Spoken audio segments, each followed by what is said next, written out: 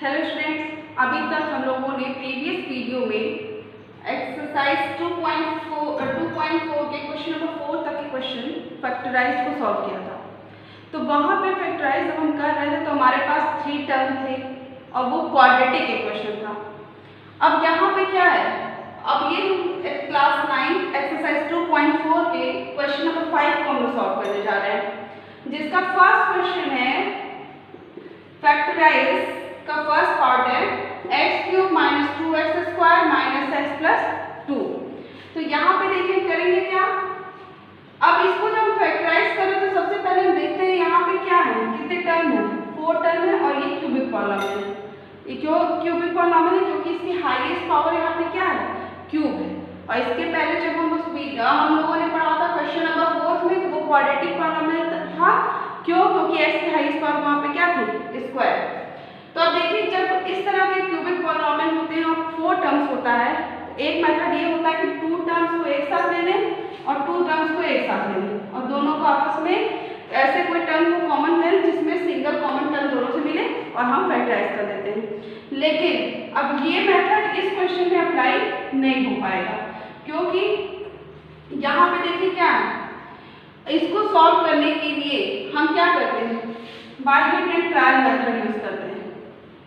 क्योंकि जो 2 टर्म्स और 2 टर्म्स हम कॉमन लेते हैं, ये सारे क्वेश्चंस में फॉलो नहीं करते, इसको ये सारे क्वेश्चन में ये मेथड फॉलो नहीं हो पाता। तो इसको हम सॉल्व करने के लिए बाइहेड एंड ट्रायल मेथड यूज करते हैं। बाइहेड एंड ट्रायल मेथड है क्या, फैक्टर सबसे पहले यहाँ पे देखिए कांस्टेंट टर्म क्या है, 2। तो सबसे पहले हम क्या लिखेंगे, factor of constant term find करते हैं। Factor of constant term find कर लेते हैं। क्या होगा factor of constant term, plus minus 1 plus minus 2 and so on. तो यहाँ पे देखिए 2 के कितने फैक्टर होंगे, यहाँ पे प्लस माइनस 1 और प्लस माइनस 2। जैसे आप लोगों को ये लग रहा होगा कि फैक्टर ऑफ कांस्टेंट टर्म क्या है, तो जो ये हमारा पॉलिनॉमियल दिया है, इसके जो ये कांस्टेंट टर्म है क्या, ये 2, इसके फैक्टर क्या क्या हो सकते हैं, उसी को हम लिखते हैं प्लस माइनस 1 प्लस माइनस 2। उसके बाद हम क्या करते हैं, जो पॉलिनॉमियल दिया है इसको लिख देते हैं p of x is equal to क्या है, x cube minus 2x square minus x plus 2। ये हमको पॉलिनॉमियल दिया हुआ है। अब यहाँ पे जो ये मैंने फैक्टर्स ऑफ कांस्टेंट टर्म लिए हैं, इसमें से हमारे पास 4 वैल्यूज हो गई, क्या, प्लस 1 माइनस 1 प्लस 2 माइनस 2। तो इसमें से हम किसी एक वैल्यू को यहाँ पे x की जगह पर रिप्लेस करते हैं और रिप्लेस करने के बाद अगर उस वैल्यू पे इस पॉलिनॉमियल की पूरी होल वैल्यू 0 आ जाती है, तो हम कहेंगे वो वैल्यू एक फैक्टर है इस पॉलिनॉमियल का। तो हम प्लस 1 को लेकर चलते हैं, तो p ऑफ 1 फाइंड करते हैं। तो 1 cube minus 2 into 1 square minus 1 plus 2। तो ये क्या हो जाएगा, सॉल्व करेंगे तो p of 1 is equal to 1 minus 2 minus 1 plus 2। तो plus 2 minus 2 cancel out, minus 1 plus 1 cancel out. तो p ऑफ 1 की वैल्यू हमको यहाँ पे क्या मिल गई, 0 मिल गई। तो हम ये कह सकते हैं कि 1 क्या है, 1 एक फैक्टर है इस पॉलिनॉमियल का। लेकिन इसको लिखते किस फॉर्म में, जस्ट अपोजिट साइन लगा देते हैं, x माइनस 1 x के साथ जो लिखते हैं, जैसे हमारा प्लस 1 था तो इसके साथ क्या कर देंगे, जस्ट अपोजिट साइन लगाएगा, माइनस 1 रहेगा तो क्या हो जाएगा, x प्लस 1। लेकिन हमारा वैल्यू है 0 p ऑफ 1, तो मतलब जब हमने x को किससे रिप्लेस किया, प्लस 1 से, तो हमें p ऑफ 1 की वैल्यू क्या मिली, इस पूरे पॉलिनॉमियल की वैल्यू 0 मिल रही है। तो जब हमारे प्लस 1 पे वैल्यू 0 मिल रही है, तो हमारा फैक्टर क्या होगा, x माइनस 1 अपोजिट टर्म का। अगर हमें यही वैल्यू माइनस 1 पे 0 मिलती तो हम उसका जस्ट अपोजिट साइन लेते, x plus 1 is a factor of px। तो यहाँ पे लिखेंगे x minus 1 is a factor of px, जो हमारा पॉलिनॉमियल है। एक हमें आंसर हमारा एक यहाँ पे हमको मिल गया कि x माइनस 1 क्या है, इस पॉलिनॉमियल का फैक्टर। लेकिन अब हम क्या करेंगे, ये जो हमें एक फैक्टर x माइनस 1 मिला है, उससे इस पॉलिनॉमियल को डिवाइड कर देते हैं। करते डिवाइड, इसके पहले मैंने बताया था डिवीजन करना, देखिए कैसे डिवाइड करते हैं। x माइनस 1 से डिवाइड करेंगे x cube minus 2x minus x plus 2। जब डिवाइड करेंगे देखिए यहाँ एक्स क्यूब है और यहाँ पे क्या है एक्स है, तो कितने टाइम ले जाएंगे कि हमें एक्स क्यूब मिलेगा, तो हम एक्स स्क्वायर टाइम ले जाते हैं। तो एक्स स्क्वायर का मल्टीप्लिकेशन पूरे टर्म में होगा, तो यहाँ एक्स से मल्टीप्लाई हुआ तो क्या होगा x cube minus x square का मल्टीप्लिकेशन 1 में हो गया तो क्या होगा एक्स स्क्वायर। अब यहाँ साइन चेंज कर दे, माइनस क्या हो जाएगा प्लस, और इसके आगे कोई साइन नहीं दिया तो हम क्या कंसीडर करेंगे प्लस, तो यहाँ पे अपोजिट साइन लगा दिया हमने माइनस। अब देखिए करेंगे क्या, माइनस 2x स्क्वायर में से प्लस एक्स स्क्वायर, देखिए माइनस 2x स्क्वायर और ये प्लस एक्स स्क्वायर, इसका मतलब सीधा सीधा है कि हम सब्ट्रैक्ट कर रहे हैं, तो यहाँ पे देखिए क्या होगा एक्स स्क्वायर से हमारे पास बचेगा, लेकिन साइन क्या होगा जो नंबर ग्रेटर होता है उसके साथ जो साइन होता है वही लगा देते थे, माइनस एक्स स्क्वायर हो गया। अब plus x cube minus x cube ये आपस में क्या हो गया कैंसिल हो गए। अब देखिए ये हम माइनस एक्स को यहाँ पे रख लें तो ये क्या हो जाएगा माइनस एक्स है। अब यहाँ माइनस एक्स स्क्वायर और यहाँ एक्स है, तो एक्स में किसका मल्टीप्लिकेशन करें कि माइनस एक्स स्क्वायर मिलेगा, तो किसका करेंगे माइनस एक्स का। जब माइनस एक्स का मल्टीप्लिकेशन एक्स का करेंगे तो क्या हो जाएगा माइनस एक्स स्क्वायर, फिर माइनस एक्स मल्टीप्लाई होगा माइनस 1 के साथ तो क्या हो जाएगा प्लस एक्स। अब हम यहाँ पे क्या करेंगे दोबारा से सब्ट्रैक्ट करेंगे, जब सब्ट्रैक्ट करते हैं तो साइन क्या हो जाते हैं जस्ट अपोजिट साइन हो जाते हैं, चेंज हो जाते हैं।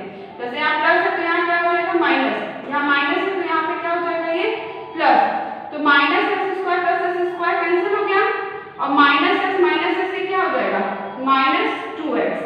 अब ये प्लस 2 हमने यहाँ पे रख दिया इसको। अब इसके बाद देखिए यहाँ पे माइनस 2x है और यहाँ पे है x, तो x में ऐसा क्या मल्टीप्लाई करें कि हमें माइनस 2x मिलेगा, तो कितने टाइम ले जाएंगे हम माइनस 2 टाइम ले जाते हैं। जब माइनस 2 टाइम ले जाएंगे तो माइनस 2 का मल्टीप्लिकेशन पूरे टर्म में होगा तो क्या हो जाएगा माइनस 2x, माइनस 2 का मल्टीप्लिकेशन x पे हुआ तो क्या मिला माइनस 2x, फिर माइनस 2 का मल्टीप्लिकेशन हम माइनस 1 में करते हैं तो क्या हो जाएगा प्लस 2। अब साइन चेंज कर देते हैं, यहाँ प्लस था तो माइनस, माइनस है तो प्लस, अब प्लस 2 माइनस 2 कैंसिल हो गया, minus 2x plus 2x cancel हो गया, अब यहाँ पे रिमाइंडर हमारा क्या आ गया 0 आ गया।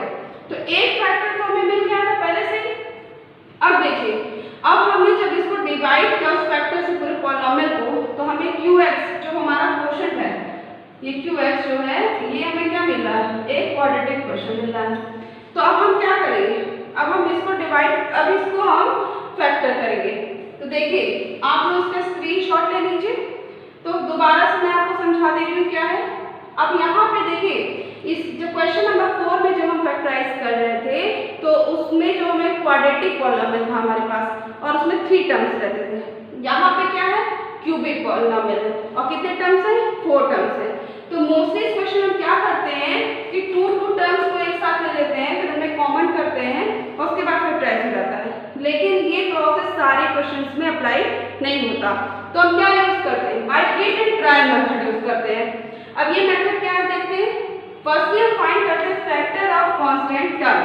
अब हमको ये लगेगा कि फैक्टर ऑफ कांस्टेंट टर्म कैसे फाइंड करेंगे, तो हमारे पॉलिनोमियल का कांस्टेंट टर्म क्या है 2 है, इसके कितने फैक्टर हो सकते हैं प्लस माइनस 1 प्लस माइनस 2, इसके 4 फैक्टर होंगे क्या क्या +1 -1 +2 और -2।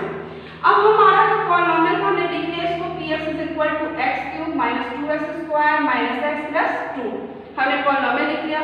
अब हम +1 एक वैल्यू यहाँ से जो फैक्टर हमने लिया है इसको हम x को रिप्लेस कर देते हैं उससे। जब मैं इसको रिप्लेस किए तो p(1) की वैल्यू हमें क्या मिल गई 0 मिल गई। तो हमने लिया क्या था +1 को लिया था। जब p(1) की वैल्यू 0 हो गई तो इसका एक फैक्टर क्या होगा जस्ट अपोजिट साइन डालेंगे जब इसको x के साथ रखेंगे, तो x - 1 is a factor of px।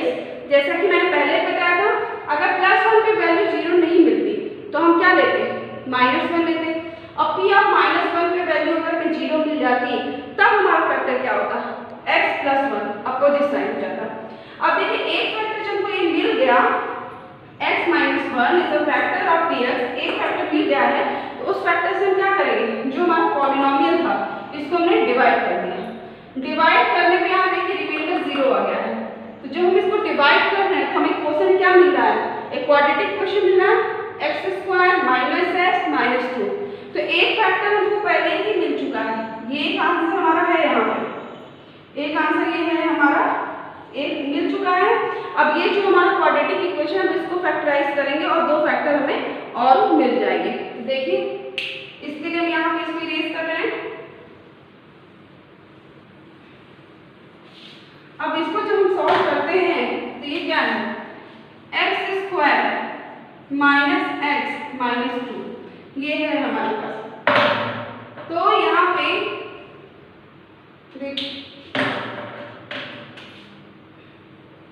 जब इसको लेकर चल रहे हैं, देखिए तो मैंने कल भी बताया था कि यहाँ फर्स्ट और लास्ट टर्म का जो मल्टीप्लिकेशन होगा हमें ऐसे 2 नंबर कंसीडर करने हैं जिनका